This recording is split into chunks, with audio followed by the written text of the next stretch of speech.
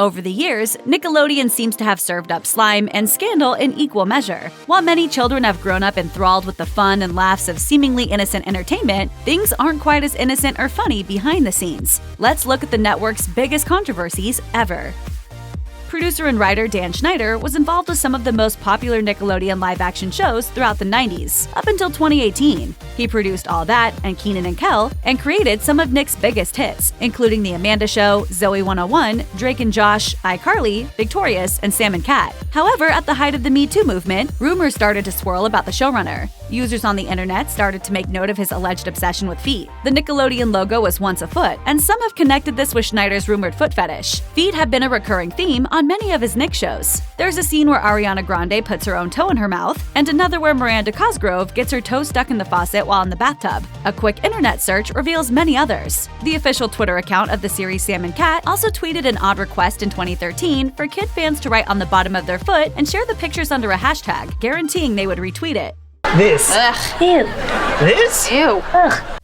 The New York Times directly asked about the foot fetish accusations, and Schneider claimed that the comedy was, quote, totally innocent. The publication described his explanation by saying that kids find feet goofy and funny. They also dismissed the claims made on social media as ridiculous. Following the foot fetish controversy, as well as workplace misconduct allegations, Dan Schneider was officially investigated. According to the New York Times, the review found no evidence of sexual misconduct by Schneider, but it did find he could be verbally abusive to people he worked with. A few coworkers additionally told the outlet that they felt uncomfortable when he frequently asked an employee from the costume department for shoulder and neck massages, or texted child actors outside of work hours. Schneider avoided talking directly about the investigation, but chalked his leadership style up to his high standards. He also said, "I couldn't and I wouldn't have the long-term friendships and continued loyalty from so many reputable people if I'd mistreated my actors of any age, especially minors." Still, Schneider left the network shortly after the 2018 investigation. The joint statement issued by Schneider and Nick indicated the decision was mutual, and he apparently got a $7 million payout to leave.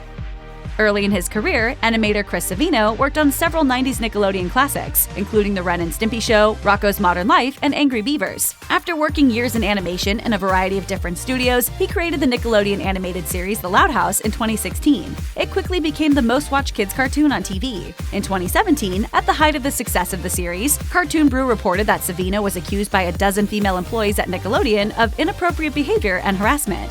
An investigation ensued, revealing that his behavior had been inappropriate for at least a decade. A professional animator, who remained anonymous, wrote a letter to Cartoon Brew detailing Savino's behavior towards her, which included offering her a job if she did, quote, inappropriate things with him. The animator further explained that she turned down a job at Nickelodeon because of his presence. The incident revealed the ongoing difficulties of being a woman in the male-dominated worlds of animation. Savino responded to his accusers in a since-deleted Facebook post, saying that he was deeply sorry and ashamed. He also acknowledged how his actions impacted the workplace, creating a, quote, unacceptable environment. He was fired from Nickelodeon and suspended from the Animation Guild for 1 year. The Loud House continued production without Savino and still enjoys success, including a 6th season and a Netflix movie.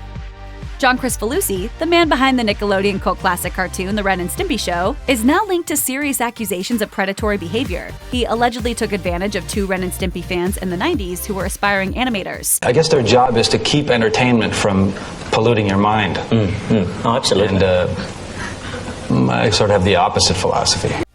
Speaking with BuzzFeed News in 2018, the alleged victims, Robin Bird and Katie Rice, recalled their unsettling interactions with Kricfalusi when they were only teenagers. Bird says she reached out to Kricfalusi in 1994 when she was 13 years old. Kricfalusi, who was 39 at the time, began communicating with her and eventually began a sexual relationship with her when she was 16. Bird says she was then groomed into a lengthy relationship, with Kricfalusi convincing her that she was being mentored. Associates of both Bird and Kricfalusi also claimed to BuzzFeed that he routinely took lewd photos of Bird and shared them with others without her consent or knowledge. Bird told the outlet, "He ruined a good bit of my childhood and my early adulthood, gave me PTSD, and forced me to change careers." Rice claimed she suffered sexual harassment from Kricfalusi for years. Like Bird, she started communicating with Kricfalusi and writing as a teen, before becoming his collaborator. Although they never had physical sexual contact, Rice claims Kricfalusi repeatedly attempted to cross that line with her. "I became a better artist by working for him. I'm not grateful for it. I wish I hadn't. I wish I were a worse artist now, and I didn't have all this to deal with."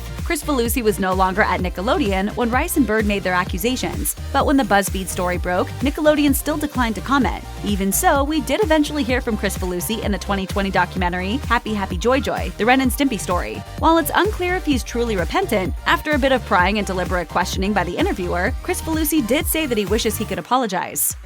At a young age, Jamie Lynn Spears sought to separate herself from her pop icon sister Britney Spears by pursuing acting. She began her Nickelodeon career on All That at age 11, and a couple years later became the star of Dan Schneider's hit series Zoey 101. When Spears became pregnant at 16, many considered it a scandal for Nickelodeon, though Nickelodeon was supportive in an official statement via TMZ. "We respect Jamie Lynn's decision to take responsibility in this sensitive and personal situation. We know this is a very difficult time for her and her family, and our primary concern right now is for Jamie Lynn's well-being." However, Zoey 101 was canceled shortly thereafter, and many fans blamed the star's pregnancy. Spears set the record straight in 2020 in an interview with Nylon, claiming her contract had already ended by the time she realized she was pregnant. She explained, "Some of the episodes had not aired yet. I think that there was a conversation with Nickelodeon, rightfully so, of do we air these episodes? But the show had already wrapped, and there was never a negotiation to go into any more seasons." As of 2020, there was talk of a Zoey 101 reboot. Some fans have wondered whether or not the Britney Spears conservatorship drama would sink the prospect. However, cast member Chris Massey told TMZ that the reboot was still in the works as of July 2021. Jeanette McCurdy played Sam Puckett on Nickelodeon's iCarly, and later on the spin-off Sam and Cat alongside Ariana Grande. In March 2014, lingerie selfies of McCurdy were leaked online. To some, the leaked photos were scandalous, as is often the case when a child star does something that reveals they are actually an adult. In fact, McCurdy was 21 years old at the time. The next month, McCurdy skipped the Kids' Choice Awards, spurring speculation that the photos caused a rift between her and Nickelodeon. She explained her absence on Twitter, denying that the photos played a role, but rather that she was put in an uncomfortable, compromising, unfair situation by Nickelodeon. She also added, "I chose to not go because sticking up for what is right and what is fair is what my mom taught me is always the most important thing." Nickelodeon didn't respond, but the drama rolled on from there, including an alleged salary feud between Grande and McCurdy, which Grande denied. Sam and Cat ended up axed after just one season. Of the show ending, McCurdy said, "I had to remove myself from the role model battle. The falsified standard set by the bubblegum industry is, in my eyes, to remove myself from the counterintuitive battle of attempting to be something perfect, while being glaringly aware of my imperfections."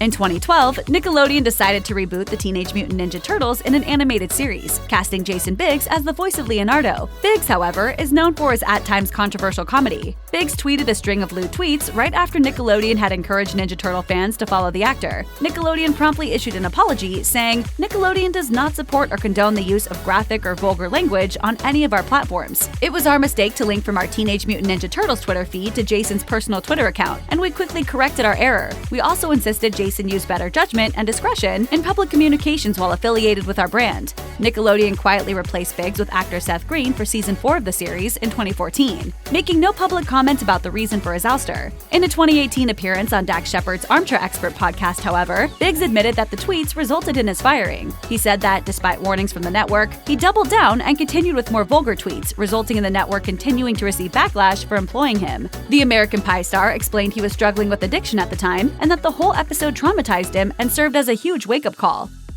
Angelique Bates was one of the original cast members of Nickelodeon's sketch comedy show for kids, All That. In 2016, she spoke to The Shade Room, opening up about her experience on set. She discussed how she was abused in front of producers who did nothing to help. Without naming her abuser, Bates explained, "I was only 12 years old, and that's when my nightmare began. I was physically, mentally, emotionally abused in front of the producers and cast members, and sometimes they could even hear me yelling, but nothing was done to help me." The following year, she tweeted more allegations of physical abuse she endured. Abuse, she insisted, the network knew about. The details of Bates' allegations remain unclear, though the Shade Room suggested that Bates experienced abuse at the hands of her mother, Dee Bates. Even so, Dee Bates hasn't come out saying she was the one who actually abused Angelique. A statement from Dee Bates seemingly placed blame on Nickelodeon and All That producers, claiming, "The viewers were unwittingly and unknowingly my witnesses, and Angelique's witnesses, to Nickelodeon's and the producers of All That's own unlawful punishment/psychological abuse of Angelique, a minor," which appears to have been retaliation on the part of Nickelodeon and the producers of All That for a conversation in which I was involved with the California Child Labor Department. According to Angelique Bates, Child Protective Services did show up to the production in 1996, but she said the adults on set pressured her to, quote, stay silent. Her mother claimed that Nickelodeon and the producers of All That only contacted CPS after the police became involved and the situation became known, adding that it was merely an attempt to cover their own butts. In a video for Inner Warrior, Bates explained that she was pretty much released from her contract at age 15. She claims that she was then rejected from the entertainment industry due to her past. She explained, "When I was a child star dealing with aspects of the child abuse, it pretty much affected the workplace, which later affected my adulthood because I was blackballed." Nickelodeon has never come forward with an official response to the accusations.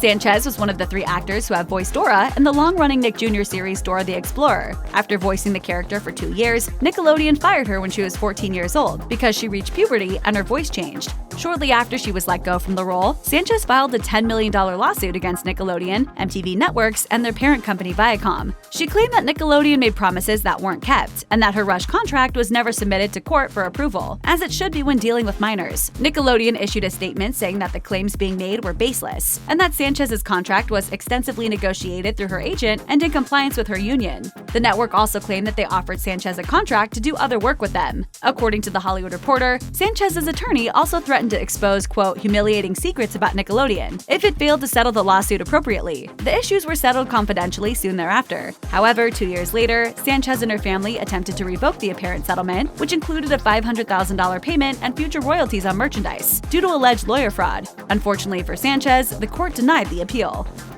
Child stars don't always have the easiest time transitioning to adult life, and Nickelodeon stars are no exception. Several Nick stars have been involved with scandals after their time with the network ended. This was the case for Amanda Bynes, the actress who once had the starring role in her own Nickelodeon sketch comedy show, The Amanda Show. In 2010, Bynes abruptly announced on Twitter that she was retiring from acting. In 2012, Bynes made headlines concerning a series of driving-related legal issues, including DUIs and a couple of hit-and-runs. Then in 2013, she was held at a hospital for mental evaluation after setting a small fire in an LA neighborhood, according to The Hollywood Reporter. She also received a lot of negative attention for her Twitter account during this time. After disappearing from the public eye for several years, Bynes sat down with Paper in 2018 and explained that her strange behavior during those years was due to drug use. She shared, "The mixture of marijuana and whatever other drugs and sometimes drinking really messed up my brain. It really made me a completely different person. I actually am a nice person. I would never feel, say, or do any of the things that I did and said to the people I heard on Twitter." As of April 2021, Bynes' lawyer told People that she was doing much better. Apparently, she lives by the beach and attends school. She's also enjoying meditation and soul cycling.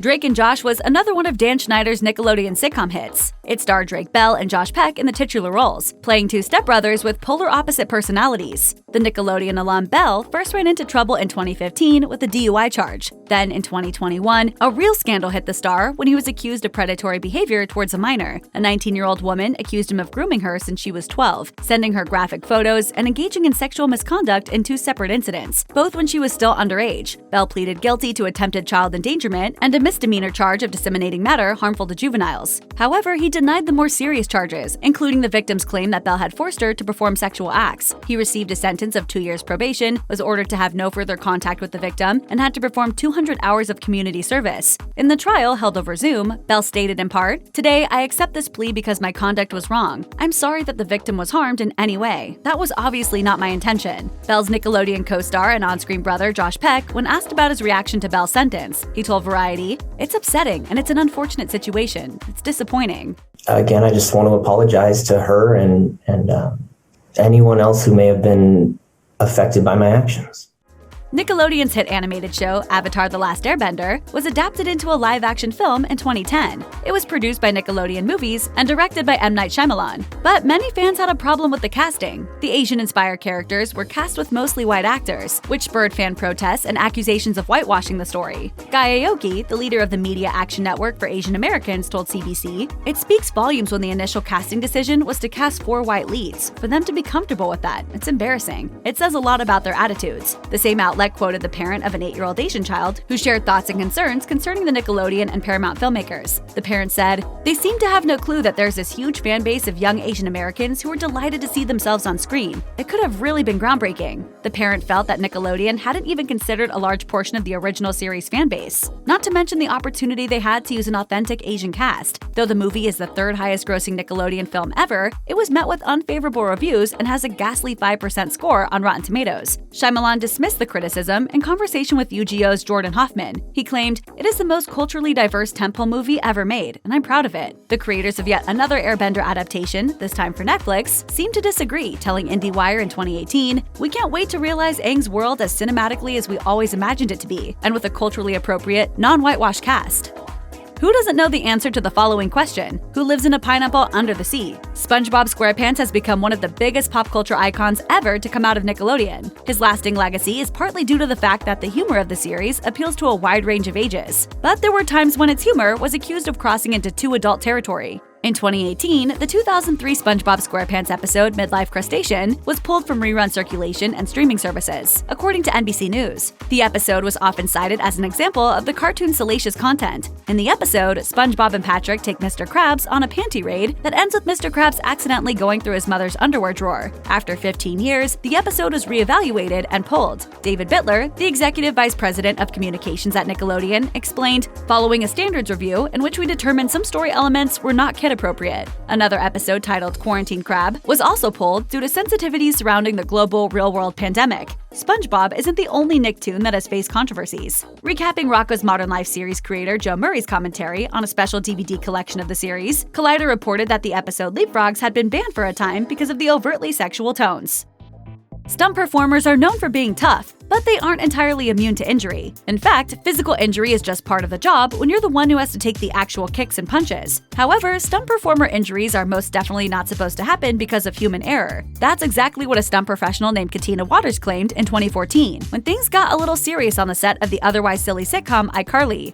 According to TMZ, Waters claimed that the production ruined her career when she was recklessly dropped from high in the air during filming. She claims to have sustained serious injuries. She sued both series creator Dan Schneider's production company and Nickelodeon for unspecified damages regarding her pain, suffering, and loss of earnings. It's unclear whether or not she won the lawsuit, but thankfully, Waters' injuries didn't seem to have actually prevented her from working. According to IMDb, Waters continued to work pretty steadily after iCarly, most notably on American Horror Story and the Netflix hit Bird Box.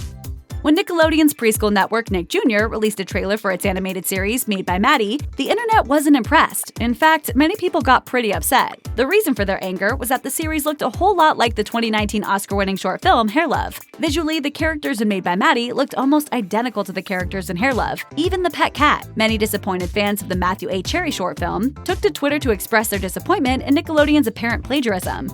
Nickelodeon was further criticized because the creator of the show was white, while the show's story was about a black family. Amidst the criticism, Nickelodeon pulled the show and released the following statement. "In response and out of respect to all voices in the conversation, we are removing the show from our schedule as we garner further insight into the creative journey of the show. We are grateful to Silvergate Media for all of their work, and we hold Matthew A. Cherry and the wonderful and inspiring Hair Love in the highest regard." Emma Roberts was born into a famous family. Eric Roberts is her father, and Julia Roberts is her aunt. Even so, she rose to fame in her own right in 2004, as a teen playing Addie Singer on Nickelodeon's Unfabulous. She later enjoyed success outside of Nick, especially her recurring performances in American Horror Story. "You're not even the star of your own hell! You're a nameless day player in my eternal suffering!" Early on, Roberts was able to quickly shed her Nickelodeon teen star image with films like Adult World, where she met her then-boyfriend Evan Peters on set. But their relationship hit some trouble in 2013 when she was arrested in Montreal for domestic violence after she allegedly hit Peters. TMZ reported that someone called police to report a fight in Evan and Emma's hotel room. Apparently, once the cops arrived, they found Evan with a bloody nose. Though Roberts was arrested, Peters chose not to press charges. Their relationship survived the fiasco, and they even got engaged that same year. After years of an on-again, off-again relationship, they did eventually break up for good in 2019. In Zoe 101, Nickelodeon's series about tweens and teens at a boarding school in California, Matthew Underwood portrayed Logan Reese. He was the bratty classmate of the main character Zoe. Underwood managed to mostly stay out of the limelight as a teen, but in 2012, the former Nickelodeon star made headlines after he was arrested on misdemeanor. He was charged with suspicion of cannabis, paraphernalia possession, and contributing to the delinquency of a minor in Florida. According to the report, Underwood, who was 22 at the time, was found in the bedroom of his home with a 17-year-old girl after police entered with a narcotic search warrant. The officers found he possessed marijuana and claimed that the girl admitted that Underwood gave her marijuana, hence the contributing to the delinquency of a minor charge. Underwood later disputed that claim by police, telling TC Palm that the girl, who he identified as his girlfriend, definitely doesn't smoke marijuana in his home. He also asserted that the police only targeted him because he was on the cusp of opening his local hookah lounge. He believed his high-profile arrest would put the kibosh on the business, which he claimed encountered lots of local government opposition. A Port St. Lucie police spokesman denied the assertion. But it's not all bad headlines for the former Teen Nick star. In 2017, he garnered attention after he heroically saved a baby from a car crash. Check out one of our newest videos right here. Plus, even more Nicki Swift videos about your favorite stuff are coming soon. Subscribe to our YouTube channel and hit the bell so you don't miss a single one.